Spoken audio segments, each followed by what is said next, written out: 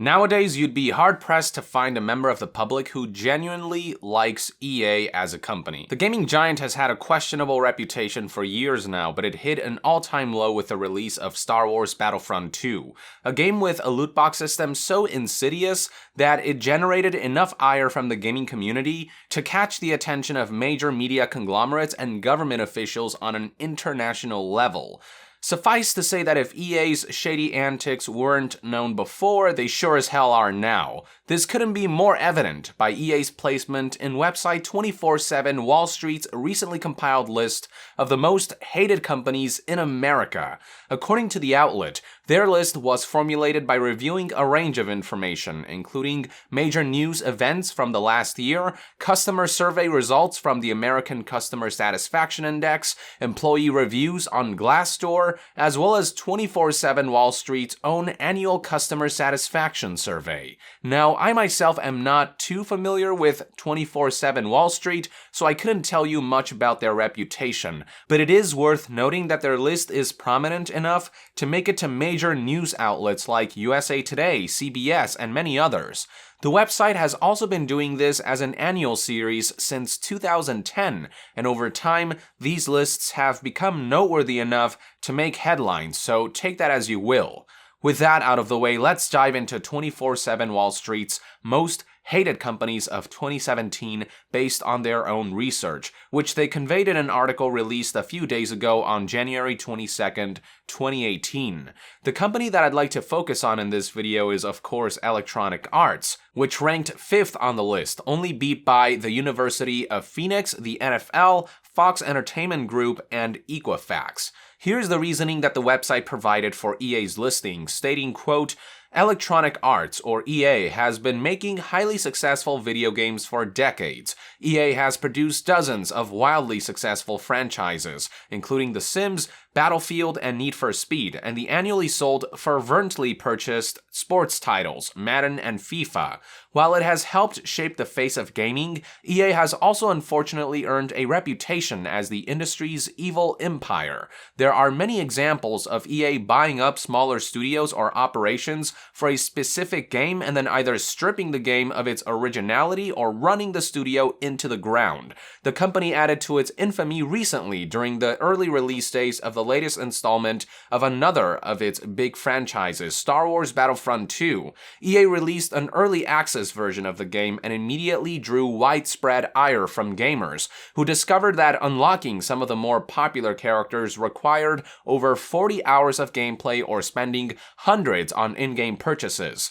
The public outcry surrounding the perceived greed led the studio to temporarily suspend in-game purchases. As far as short and sweet summaries go, yeah, the article is pretty much spot on. EA's reputation was bad enough already, but the company really dragged their name through the mud in 2017 by pushing the envelope of predatory practices too far. With Battlefront 2, they flew too close to the sun and are paying dearly for it, especially with the threat of government intervention looming on the horizon.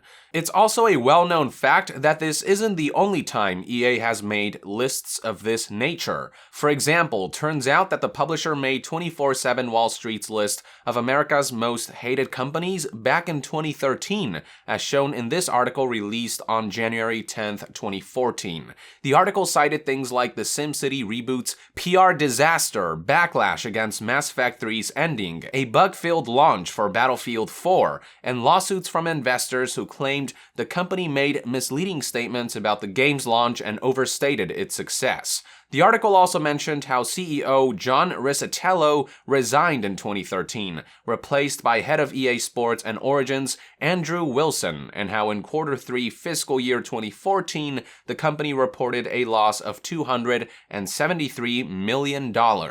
But the coup de grace was undoubtedly mention of how website Consumerist labeled EA the worst company in America in 2012 and 2013, the first company to be disgraced in such a manner 2 years in a row. In their article published on April 4th, 2012, Consumerist detailed how after more than 250,000 votes, Consumerist readers ruled EA as the worst company in America that year over the likes of Bank of America. The article then proceeded by discussing some of the greatest sources of contention against the company, stating, quote, "Now, after years of being ignored and relegated to steerage, game players have voted to send a message to Electronic Arts and the gaming business as a whole. Stop treating your loyal customers like crap. To those who might sneer at something as non-essential as a video game company winning the worst company in America vote, it's that exact kind of attitude that allows people to ignore the complaints as companies like EA nickel and dime consumers to death. There have even been numerous accusations that EA and its ilk deliberately hold back game content with the sole intent of charging a fee for it at a later date. It's one thing to support a game with new content that it's worth the price. It's another to put out an inferior and occasionally broken product with the mindset of, we'll fix it later and make some money for doing so." From there, a year later, on April 9th, 2013, Consumerist released an article with the headline, "EA makes worst company in America history, wins title for second year in a row."